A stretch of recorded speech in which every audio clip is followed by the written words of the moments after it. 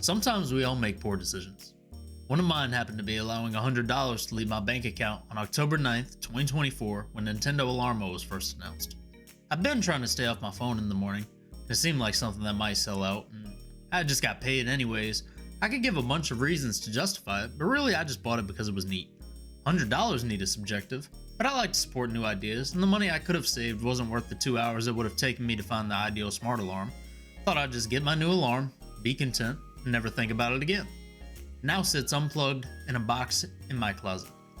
It seems everyone agreed to move on and pretend like this never happened after the Switch 2 was announced, just considered it a gimmick and attempt to appease investors until then, but I need you to understand my pain. If you don't mind, I'd appreciate your next 5 minutes to go over the disappointment Nintendo Alarmo has brought to my life and potential updates Nintendo can implement to turn things around.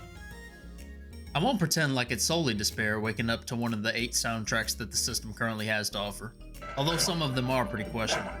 The gradual build-up of music as you wake up can be pleasant, and though you may sleep through it for a minute, the loudest setting will wake up even the heaviest of sleepers, even in nearby rooms once it gets going. It functions off of motion sensors, which is supposed to recognize whether you're getting out of bed or not, and I appreciated that a wave of the hand won't cut it.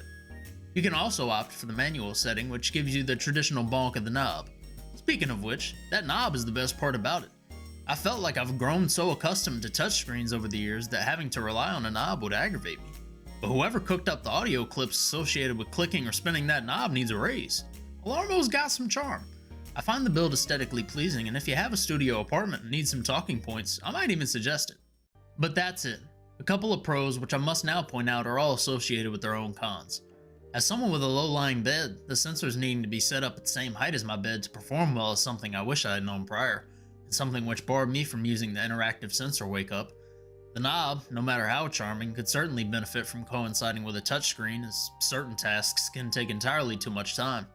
And the neat design is limited to a bright red color, which might not appeal to all those who would otherwise be interested. Then I have to mention the intrigue leaving my body as I boot the thing up to a rectangular screen covering only 70% of its circular shape. Almost like there was a disconnect with the sourcing team. They ordered the parts and then realized it was actually a circle. And I've heard arguments that it's to cut costs because those screen components are cheaper, which sounds more like a great argument to have given it a rectangular shape, but that choice only checks out if the goal was to make this device as accessible as possible. Which is certainly not the case, as I paid $100 for an alarm clock. It's blatantly obvious that the goal was to skim the market for parents of big Nintendo fans. I like the approach to not just have this become another novelty toy, but go ahead and charge $110 at that point. Whatever price point truly necessary to release a premium alarm clock, instead of sitting in the middle at too expensive for the average consumer, and rough around the edges for those who otherwise would find that much value in it. There are other small gripes, but one huge missight is that despite the Wi-Fi connectivity to receive updates, Alarmo doesn't integrate with anything.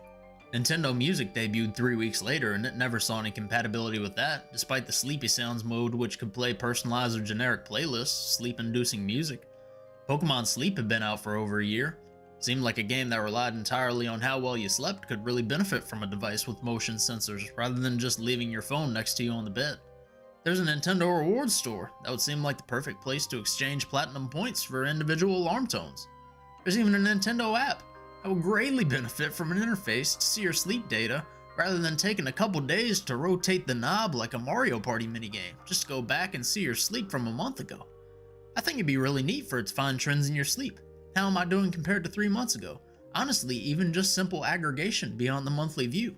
I agree with the decision to tie the device to your Nintendo account, leaving the possibility to do more of these things with the device down the road. But if that's not their intent, it leads me to question the purpose.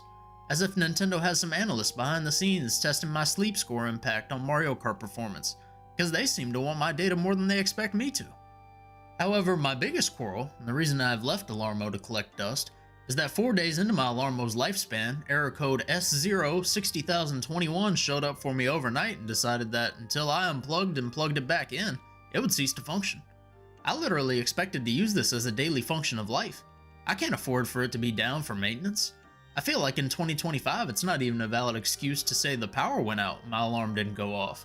I'm supposed to tell my project manager, well actually I said it, but I forgot to download the newest Pac-Man alarms so it didn't go off. I'd fire myself! So what am I gonna do? Set an extra alarm on my phone? Then what's the point? As it currently stands, there just seems to be a lot of give and take for a premium product set to replace the already dying existence of solely designated alarm clocks. Even understanding that this product is mostly marketed for children, I find it hard to believe parents would spend $100 on Alarmo of all things in its current state. However, I do believe it has a place in the market, and thankfully there's still hope. Not that I'm super optimistic, but I was caught off guard to see Nintendo released another software patch 2 months ago, even if they were all improvements that any product testing should have resolved by its release date. I don't expect to see Alarmo 2 ever revealed, and if so, not anytime soon. So I hope that Nintendo expands the capabilities of this little guy or finds a way to bring the price down to potentially turn the current trajectory. I would hate to see Nintendo abandon a neat idea due to poor execution, but unfortunately any damage to the device's reputation might be irreversible at this point. With the primary focus likely on ensuring a hot start for the Switch 2, Alarmo may just slowly fade away. But I'm sure that it's still some group's primary task at work, and to that group, I wish you good luck. If you enjoyed this video, please consider liking or subscribing, or both and telling your relatives. New videos every Tuesday, and if it's your first time watching, which is very likely, check out last week's video about Nintendo's huge missed opportunity with the Switch 2 upgrade packs. Either way, y'all have a good one.